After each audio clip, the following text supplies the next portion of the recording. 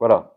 Donc, On- désolé encore une fois, professeur, vraiment désolé. non, c'est des petites coupures qui peuvent arriver.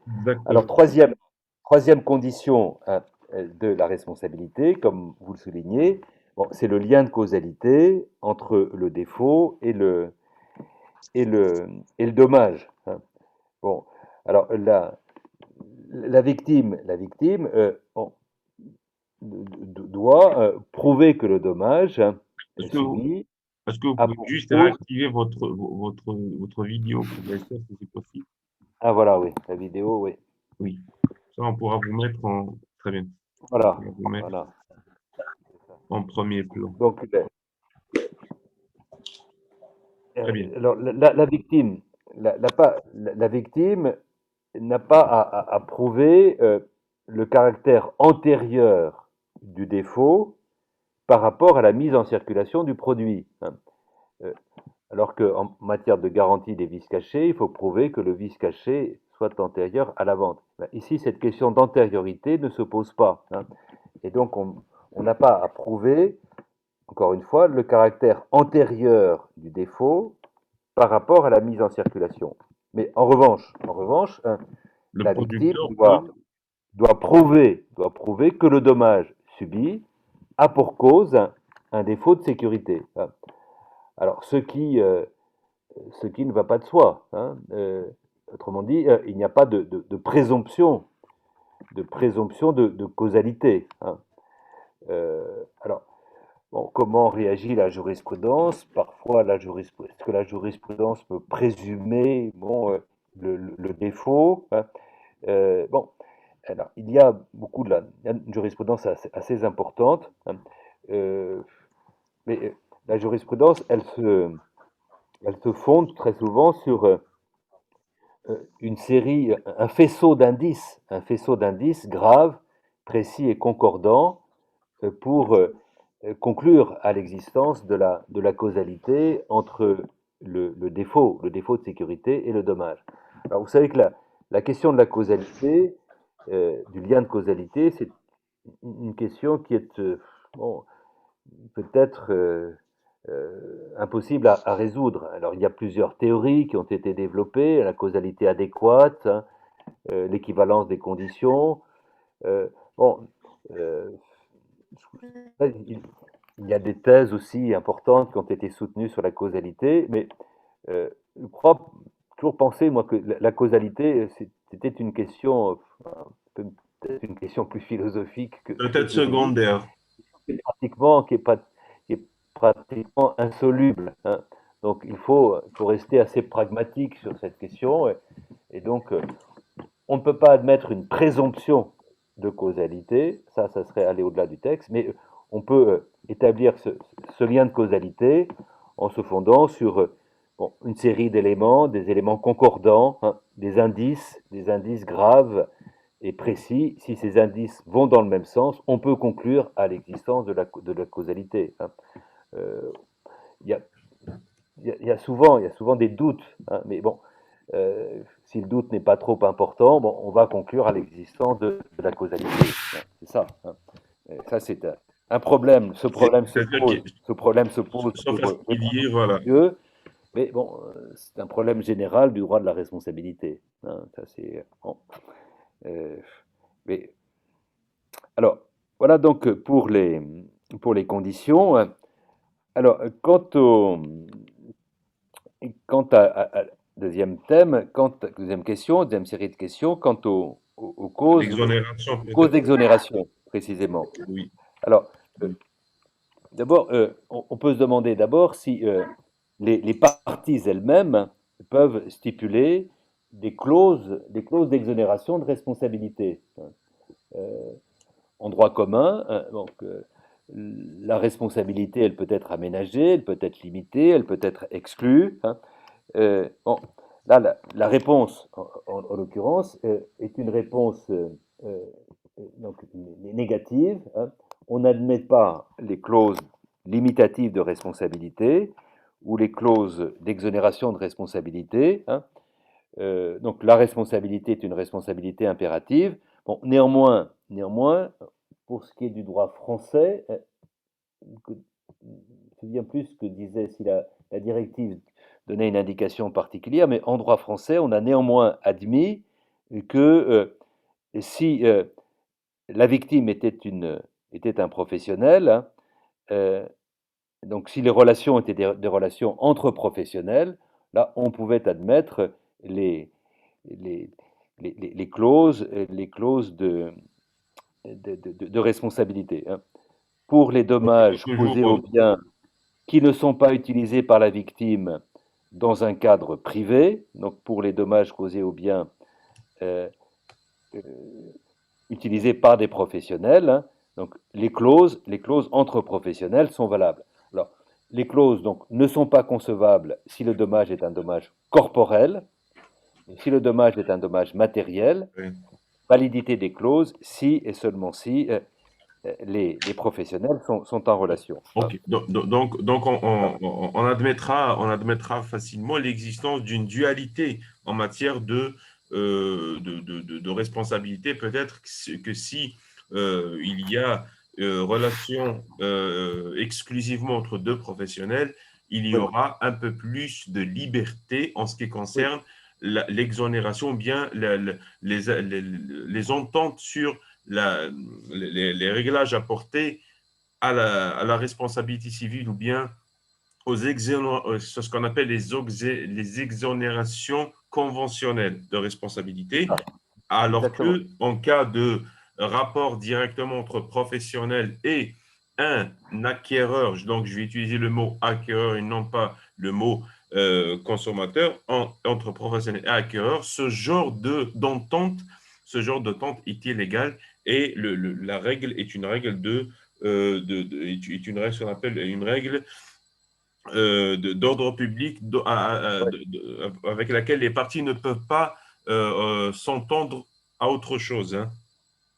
exactement, exactement. Oui, oui, oui, oui. Mm.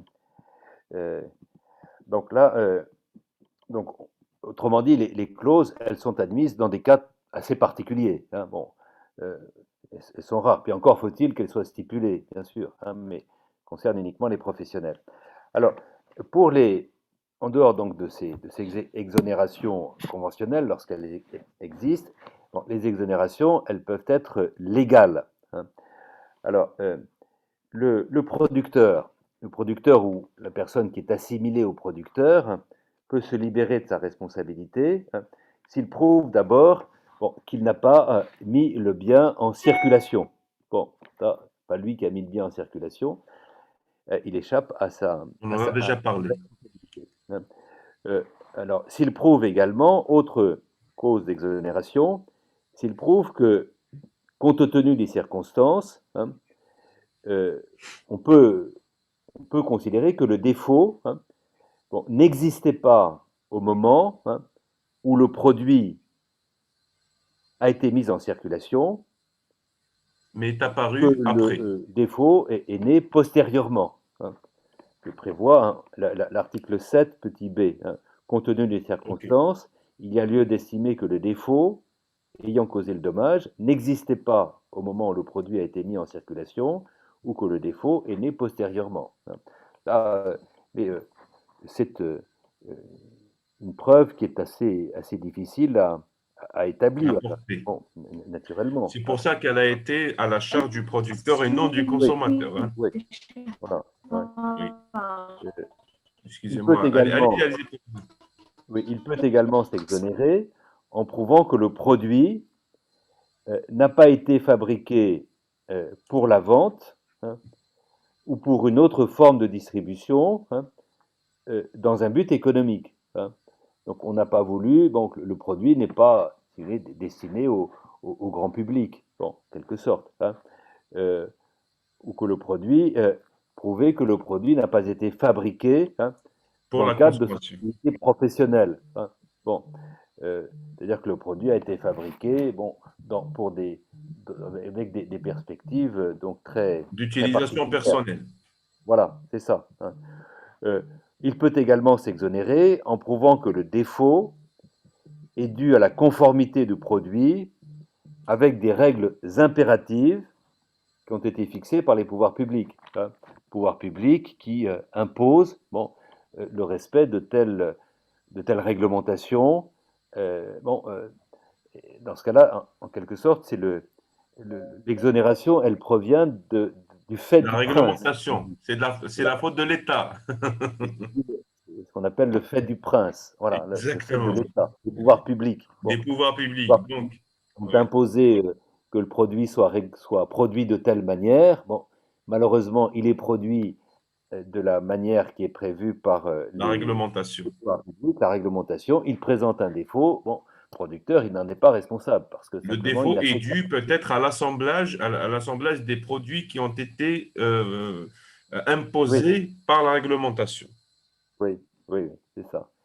Et il peut également euh, s'exonérer, hein, en prouvant que l'état des connaissances scientifiques et techniques, hein, au moment de la mise en circulation du produit, ne permettait pas de déceler l'existence du défaut, hein. Alors là, c'est sans doute la cause d'exonération La bon, plus invoquée. la plus importante, hein, qui tient à ce qu'on appelle Les, le pro- risque de développement. oui. Bon, Les euh, fabricants de vaccins, par exemple, peuvent voilà, s'exonérer, voilà, exonérer leurs voilà, responsabilités via ce voilà, c'est ça, hein, parce que bon, au moment où le produit a été lancé, mise en bon, les circulation. connaissances techniques, bon, n'étaient peut-être pas suffisantes et ne permettaient pas, bon, pas d'éviter les dommages. Bon, donc, il est vrai qu'aujourd'hui, bon, compte tenu des avancées techniques, des avancées de la technologie, bon, les produits ils évoluent au cours des temps, hein, et sont de plus en plus performants. Alors, les produits je ne sais pas, il y a 10 ans, présentaient des défauts. Bon, bah, les mêmes produits, aujourd'hui, notamment les produits informatiques, ont été considérablement améliorés et ne présentent plus aujourd'hui les mêmes défauts, hein. C'est pour ça, par Donc, exemple, professeur, je ne voilà, sais pas si vous êtes d'accord voilà, avec moi, qu'on ne peut pas, par exemple, invoquer la responsabilité des constructeurs des années 50 qui ont construit en utilisant l'amiante, alors qu'en 1950, on ne savait pas que l'amiante peut-être était cancérigène, mais qu'on voilà. peut invoquer la responsabilité de quelqu'un aujourd'hui, en 2020, qui utilise l'amiante dans sa construction, alors que l'État de l'avancée de la technologie a établi de manière formelle que ce produit-là était hautement cancérigène, hein. Exactement. Vous prenez le bon exemple de l'amiante. C'est vrai que dans les années 50, bon, on utilisait beaucoup l'amiante et bon, les professionnels ne pensaient pas que c'était un produit dangereux, hein. En l'état, à l'époque, en l'état des connaissances techniques, des connaissances scientifiques, on ne pouvait pas penser, on ne pensait pas que l'amiante recelait des dangers, hein. Donc l'état, alors l'interprétation de cette notion de risque de développement, elle se fait tout de même d'une manière assez stricte, hein.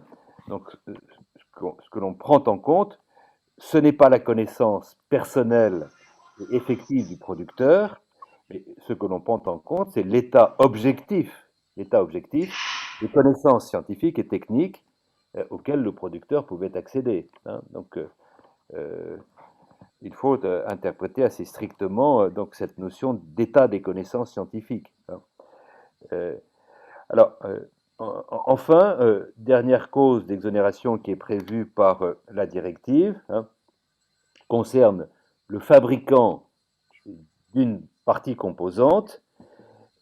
Il peut s'exonérer en prouvant que le défaut est, est imputable euh, euh, aux instructions qui ont été données par le fabricant du produit, hein. Donc il, il a simplement composé, il a assemblé un produit, hein, une partie du produit, hein, produit est défectueux, présente un défaut de sécurité, il pourra s'exonérer en disant, bon, ce n'est pas lui qui est à l'origine de ces défauts, il n'a fait que respecter les instructions du fabricant du produit, hein. Article 7, petit f, hein. Donc, voilà ce qui est prévu par l'article 7 de la directive. Alors, il faut ajouter également que l'article 8 de la directive envisage aussi des, des causes d'exonération. Euh, L'article 8 nous dit d'abord que la responsabilité du producteur ne peut pas être réduite, donc pas d'exonération partielle, lorsque le dommage est causé par un défaut du produit et par l'intervention d'un tiers. Donc la question qui est posée ici, c'est de savoir si le fait du tiers, le fait du tiers peut avoir une incidence sur la libération du producteur. Alors, Peut-être, dans le droit commun, professeur, oui, professeur, juste avant de passer à cette question, donc en ce qui concerne juste en matière l'état de la science, etc., il oui, faut pas oublier que aussi les producteurs ont un devoir de précaution à prendre. oui, C'est-à-dire bien sûr. que c'est vrai que c'est trop facile de dire selon l'état de la science ou bien le développement technologique en 2020, on savait pas que tel vaccin était nocif à à la santé, mais il y a aussi un devoir de précaution qui pèse sur les producteurs et la responsabilité, excusez-moi, la responsabilité des producteurs peut être invoquée si il s'avère qu'il y ait voilà, une atteinte ou bien un non-respect d'un devoir de précaution. Hein. Oui, donc il faut, encore une fois, on interprète, comme vous le soulignez très bien, on interprète strictement cette notion de risque de développement. Et il a pas, là, les producteurs sont des professionnels, donc les professionnels, doivent anticiper, ils doivent eux-mêmes se préoccuper des risques, des défauts des produits qu'ils mettent sur le marché. Autrement dit, le- le- le- cette cause d'exonération pourra jouer uniquement ou pratiquement uniquement lorsque le défaut de sécurité est indécelable au moment où on va le mettre sur le marché. Bon, euh, Indétectable. On ne pouvait pas. voilà, c'est ça. On ne pouvait pas, bon, on ne savait pas. Autrement dit, là, on revient pratiquement à la force majeure, au cas fortuit, quoi. Hein, c'est ça. Exactement, exactement. Ça. Alors, euh, le- le- la question que je posais maintenant sur les autres causes d'exonération, prévues notamment par l'article 8 de la directive, est-ce que le fait du tiers, est-ce que le fait du tiers est également une cause d'exonération? Vous savez que dans le droit de la responsabilité, au-delà de la force majeure, on prend souvent en considération le fait du tiers, le fait du tiers qui a participé au dommage. Alors, Il y aura peut-être le, une rupture du lien de causalité par voilà, l'intervention d'un il peut y tiers. avoir une rupture. Alors, la directive nous dit que la responsabilité n'est pas réduite, donc il n'y a pas de responsabilité partielle, lorsque le dommage est causé par un défaut du produit et par l'intervention du tiers. Donc là, l'intervention du tiers, elle n'a pas de caractère partiellement exonératoire. C'est assez original, c'est vrai. Et article 8, alinéa 2, la responsabilité du producteur, elle peut être réduite ou supprimée, lorsque le dommage est causé par un défaut du produit et par la faute de la victime. Hein, hein. Donc là, la faute de la victime, contrairement au fait du tiers, elle est prise en considération. Et la C'est une faute de la victime, co-responsabilité. voilà, elle On, peut on entraîner sera une dans une co-responsabilité. exonération partielle ou une exonération totale. Euh, alors, faute de la victime ou une faute d'une personne dont la victime est responsable. C'est-à-dire un préposé ou je sais pas, euh, la faute je sais pas, d'un enfant, bon, Un euh, enfant dont on a la garde, dont quand la on a la victime garde, a la garde. par exemple, voyez. Donc, alors, ça aussi, là, ça donne lieu bien naturellement à la jurisprudence. Mais bon, la faute de la victime, elle est aussi interprétée assez strictement. Et je dirais que euh, précisément, là, les producteurs euh, essaient de se protéger contre leurs responsabilités en, en donnant Et le, des instructions très précises. et les deux, Hein. et le devoir peut-être, ou bien l'obligation d'information contractuelle aussi va jouer rapidement un jeu très vite si la victime considère que le professionnel ne lui a Oui, pas dû un devoir d'information sur la manière comment utiliser le produit, hein. exactement. Ça va très vite en matière de Oui. Mais responsabilité. c'est la raison pour laquelle aujourd'hui, hein, les modes d'emploi, Les hein, notices, oui. ils sont beaucoup plus développés que par le passé, hein. Lorsque vous achetez un produit, hein, bon, vous avez, vous ouvrez le carton et vous avez donc le mode d'emploi avec toute une série de précisions, hein.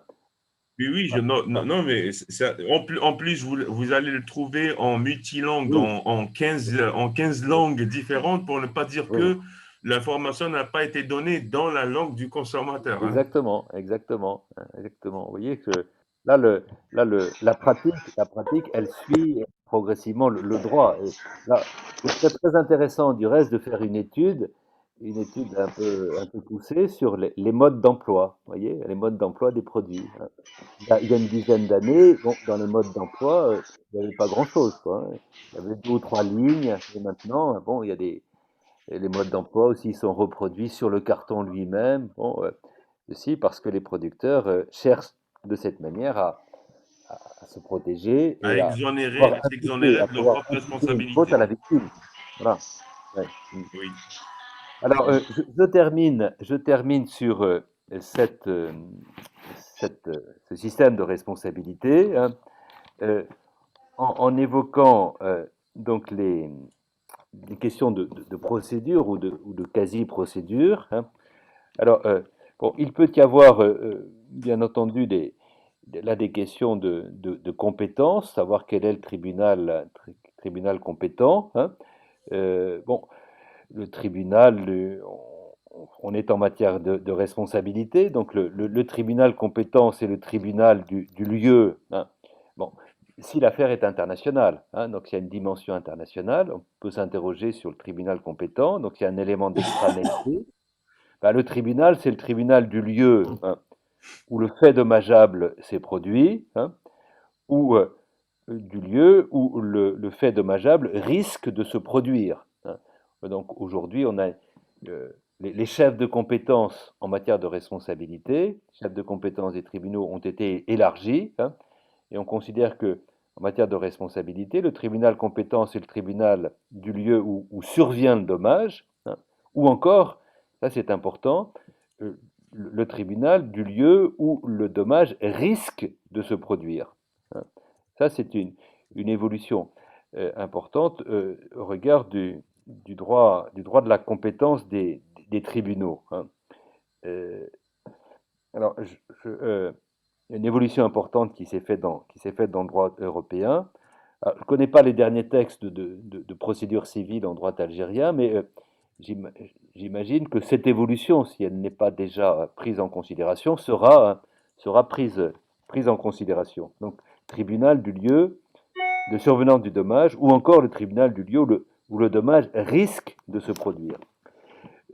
J'ajoute, pour ce qui est de la prescription, hein, non, la question de la prescription, c'est Une une question très règle, importante, oui. une question qui est très importante. Bon, elle est envisagée par Article 10, je pense. la directive, l'article 10, hein.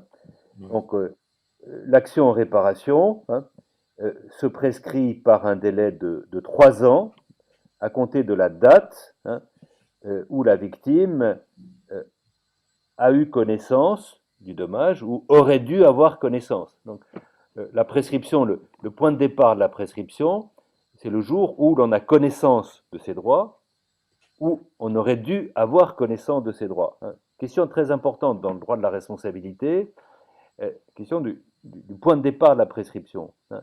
Euh, n'est pas la naissance du droit, c'est la, la prescription, elle court du jour où la créance de la victime est exigible, c'est-à-dire on a Oui. connaissance de ses droits, hein, on est censé avoir connaissance de ses droits. Bon, et une fois que on connaît ses droits, eh bien on a 3 ans pour agir, hein. Euh, et les questions de suspension de prescription ou d'interruption de prescription, hein, eh bien, sont fixées par euh, la loi nationale, hein, euh, donc la loi du tribunal saisit. Hein. Euh, alors, euh, les, l'article 11, hein, l'article 11 ajoute, donc première disposition, c'est la prescription. Une prescription qui, en l'occurrence, est une prescription euh, plus courte qu'en droit commun. Droit commun, hein, prescription est plus longue, mais là, la prescription est de 3 ans. Hein. Mais on ajoute également, donc il y a un double délai. Un Hein. Ça, double c'est délai, oui. la technique que l'on retrouve souvent dans les textes communautaires, technique du double délai, c'est qu'on prévoit que les droits conférés à la victime vont s'éteindre à l'expiration d'un délai de 10 ans à compter de la date à laquelle le producteur a mis en circulation le produit. Hein. Donc il y a un délai d'épreuve en quelque sorte. Hein. Le produit a été mis en circulation euh, en 2020. Bon, il, y a, il peut, ce produit peut causer un certain nombre de dommages, mais en tout cas en 2030, bon, il ne sera plus possible d'engager une action en responsabilité. Les droits conférés à la victime seront éteints. Hein. Donc Donc vous avez là, d'abord deux délais de prescription. Hein, là, et puis deux, professeur, il y aura deux problèmes juste à voilà, soulever. Le voilà. premier, c'est celui si le dommage n'apparaît qu'après une quinzaine d'années de la mise en circulation du produit, la première mise en circulation du produit, ça peut être vraiment Oui, ça peut être très dommageable pour le consommateur. Et la deuxième question, c'est donc la question qui se pose est 10 ans après la date de la mise en circulation du produit, mais la mise en circulation, la date de la première mise en circulation du produit peut différer d'un pays à un autre. Donc, par exemple, nous mettons un produit en circulation en Allemagne en 2010 et ce produit-là, vu que nous n'avons pas eu autorisation de mettre le produit en circulation de la part des autorités françaises, par exemple, que tardivement, par exemple en 2015, nous mettons le produit en circulation en France en 2015. Là, ce qui est bien à préciser, c'est que selon le dommage qui a été causé, que ce soit sur le territoire français ou allemand, la date de la première mise en circulation sur le territoire sur lequel le produit a été mis en circulation. Donc, vu que je pense que l'article n'est pas très très clair en ce qui concerne la directive de 1985, la mise en circulation, par exemple, si une responsabilité quelconque venait à être engagée contre le producteur pourrait dire, par exemple, que le produit, la première mise en circulation du produit s'est faite, par exemple, en 2001, en 2002, mais pas sur le territoire de l'Union européenne ou dans un territoire autre que celui où l'action ou bien où la responsabilité est engagée. Et là, ça pourrait poser rapidement un sérieux problème en ce qui concerne le délai de prescription. Je ne sais pas ce que vous en pensez. ah, là, je suis d'accord avec vous. Hein. Là, il y a vous avez parfaitement soulevé les difficultés d'interprétation du texte. Hein. Euh, bon, En ce qui, alors, En ce qui concerne aussi les 3 années, donc en ce qui oui, concerne les 3 années citées par l'article 10, donc c'est vrai que ce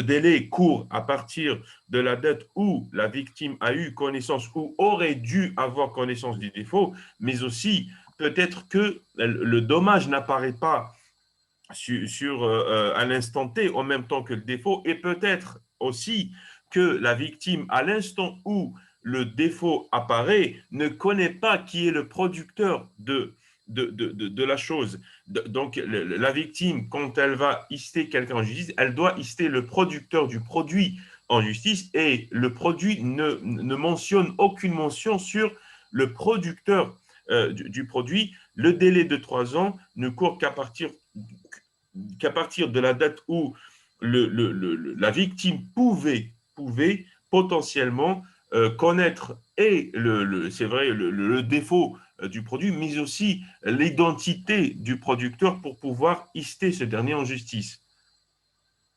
oui, oui, oui, mais ça, ce sont des questions, c'est des questions Et que la de procédure. jurisprudence doit trancher ou bien si ce La n'est déjà fait. jurisprudence Hein. peut trancher ou ou sur lesquels la doctrine doit se Doit se prononcer, hein. prononcer aussi. Voilà. Voilà. Oui, oui, oui. Sur la nature aussi, sur la nature des délais, hein. Son Exactement, délai de 12 exactement. ans, est-ce que c'est un délai de prescription, un délai de forclusion, est-ce que Exactement. Donc, c'est est-ce que une solution? le délai peut s'interrompre ou bien peut... Voilà, voilà. exactement. Peut-être suspendu ou pas, hein. Exactement. Donc, pour les délais, c'est, on va dire, 3 ans à partir de la date où la victime a eu connaissance du dommage et, dans tous les cas, 10 années après la 10 ans, première date de c'est ça, mise en circulation c'est ça. du produit. Je pense que vous en avez terminé, cher professeur. Je vous remercie Oui, beaucoup oui, oui. Non, non, pour votre voilà intervention. cette présentation, hein, de ce texte, hein. Ben, Alors, merci beaucoup. je voulais simplement ajouter que ce texte commence à susciter une jurisprudence assez abondante, hein. Et il y a Et des affaires, oui, certains oui, auteurs ou bien certains auteurs européens, voilà, donc élèvent un peu la voix pour que ce texte soit refondu ou bien pour que qu'il y ait un autre texte relatif à la à la responsabilité du fait des produits défectueux parce que le produit tel que connu en 1985 n'est plus le produit tel que oui. connu en 2020. Des développements technologiques sont apparus, donc il faudra réadapter une réadaptation du texte par rapport à un certain euh, à une réalité qui a changé en 2020, hein, ou bien en 2021. On est même en 2021 maintenant. Oui. Il y a des affaires importantes là qui concernent Moto, enfin la grande société Montesanto là, hein, avec des Oui, produits phytosanitaires, hein. Et ça, exactement. là, Oui, il y a des conséquences importantes parce que ces oui. produits En plus, sont très souvent utilisés, hein. Ouais. En plus, la responsabilité n'est pas une, ou bien l'indemnité ne peut pas s'élever à quelques milliers ou quelques dizaines de milliers d'euros. Ça peut rapidement Oui, s'élever à des millions d'euros en ce qui concerne tout ce qui concerne l'environnement, etc. oui, Donc, oui, oui. les produits phytosanitaires aussi, ça va venir, ça va venir. Ah oui, Si oui, ce non, n'est non, déjà fait, si ce n'est déjà oui, oui, fait. c'est fait, hein. Donc, je ne sais pas Ouais. si quelqu'un peut ou bien veut poser une question. Donc, je confonds entre le délai de 3 ans et le délai des 10 ans. Donc, Silina, en ce qui concerne la réponse à cette question, on aura l'occasion d'y revenir pendant le chat de ce soir parce que je vais faire un cours en ligne ce soir avec les étudiants pour essayer de voir un peu ce qui manque ou bien ce qu'ils n'ont pas bien compris dans le cours. Donc, nous reviendrons ce soir sur cette question. Quand on dépose plainte, est-ce qu'on a dépose sur le produit ou bien sur le producteur? Donc,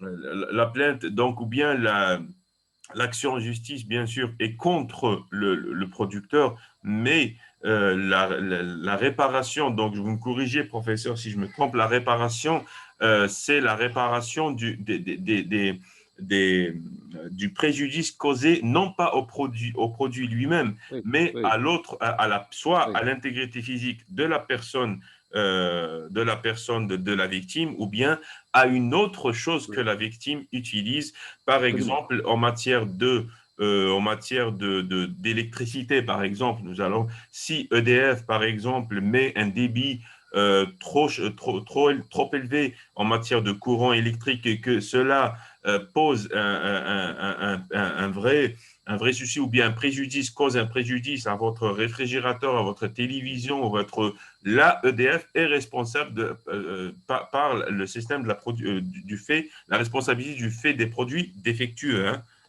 Oui, oui, absolument, absolument. C'est pas le produit défectueux, c'est le C'est produit l'électricité. autre, c'est tout ce qui est autre que le produit défectueux lui-même, hein. Ça, c'est Exactement. Donc, on ne peut pas vous réparer si vous avez un problème dans votre machine à laver. On peut, par exemple, réparer les défections qui sont faites à votre linge. Par exemple, vous avez lavé ça. avec la Oui, machine à oui, laver, oui, mais pour la oui. réparation de la machine à laver en elle-même, on va se diriger vers un autre système de réparation qui est Ah bah ça, là, celui, par exemple, ça de sera le vis droit de caché. la vente, hein. La Voilà, garantie ça des va être vis les vis cassées, cachés c'est le ou droit de la bien vente. Voilà, je ne sais voilà, pas si voilà. professeur Guélémy est avec nous, s'il veut intervenir sur euh, je ne sais pas.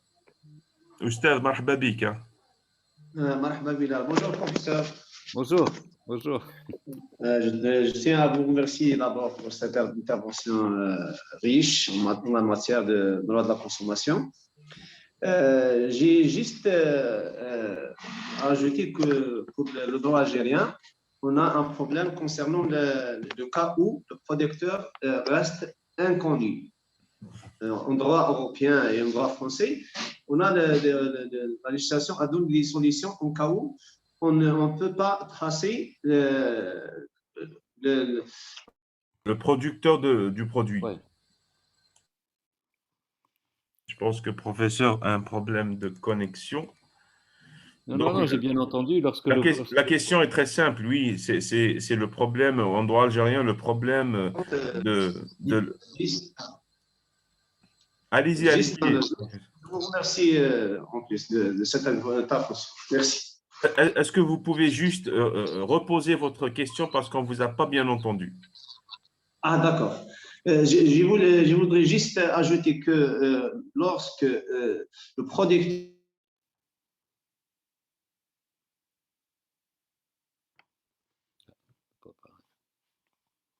il y a un Donc, problème. toujours le même souci avec professeur Grimes. C'est pas grave, je pense que la question est très est assez voilà, est assez claire. Le problème de la traçabilité du producteur et peut-être qu'aussi le fait que la responsabilité soit la responsabilité du producteur, que le consommateur soit lié par un contrat ou pas, peut aider la victime à enclencher la responsabilité sur le terrain de la responsabilité délictuelle parce que lui-même n'a pas contracté directement avec le producteur lui-même, mais avec quelqu'un qui a contracté avec le producteur. Donc peut-être que, mais le problème persiste, bien que en droit, que ce soit par la directive de 1985 ou bien la transposition des règles en droit français, la question est totalement résolue. Le consommateur ou bien l'acquéreur de la chose peut attaquer même celui qui lui a vendu le produit, bien qu'il ne soit pas lui-même producteur du produit, hein. Exactement, exactement, ouais. Exactement. Voilà. Donc, on arrive la plupart du temps à trouver une cible quand même, hein. Voilà. Donc, on trouve la cible et souvent, Oui. cette cible qui a été trouvée va se retourner contre celui qui a voulu. Et rapidement, on va atteindre le producteur du produit, hein. Voilà. Mais parfois, Bilal, on a des vendeurs, comme vous le saviez, sur notre marché Parallèle. informel. Parfois, c'est des vendeurs à la sauvette. À la sauvette, ouais. La trace de ce vendeur. Oui, Dans ce cas, on doit chercher à c'est simple on va agir. C'est pour ça que l'étiquetage des produits, par exemple, parce que pour le consommateur, il suffit qu'il trouve un nom sur l'étiquetage et il va attaquer directement la personne dont le nom a été cité sur l'étiquetage du produit. Voilà. Et qu'il soit producteur, vendeur ou intermédiaire ou distributeur du produit, pour lui, si il obtient gain de cause, il obtient réparation, pour lui, c'est gagné, hein. Oui, exactement. Merci beaucoup, cher professeur, pour votre intervention. Merci aussi, professeur Guillemets, pour votre présence aujourd'hui. Je remercie mes étudiants aussi pour leur présence aujourd'hui. Un samedi, c'est un week-end, mais c'est toujours bien de travailler le week-end, hein. Je suis désolé, professeur, pour ce. On a l'habitude, oui.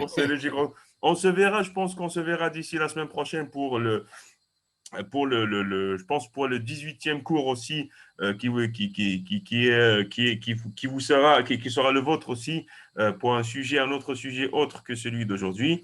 Merci beaucoup à tous pour votre participation et on se retrouvera très très bientôt, je l'espère en présentiel.